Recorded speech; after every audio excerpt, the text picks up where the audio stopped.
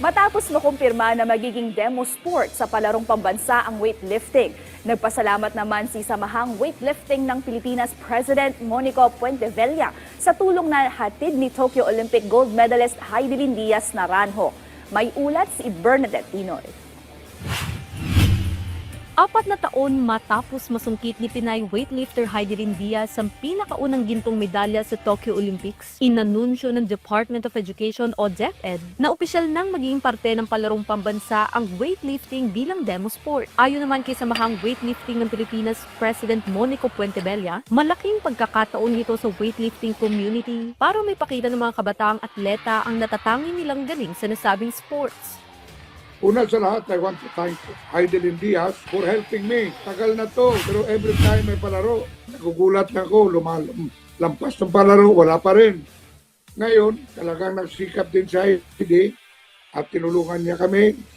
Na alam mo kasi Olympic champion, so napasa ito.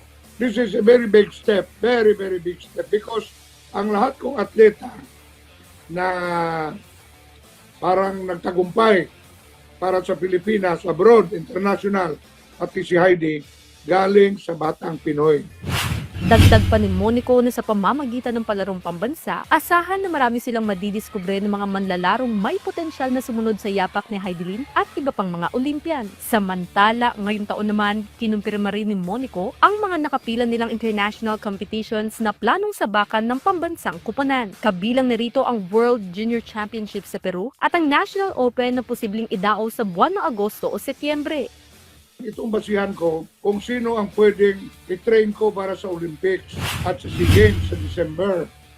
Ito lahat, ano yan, from junior championship to, ang dami naming Bernadette na tournament para mabasihan namin ng coaches ko kung sino ang pwedeng ipasok sa SEA Games sa December.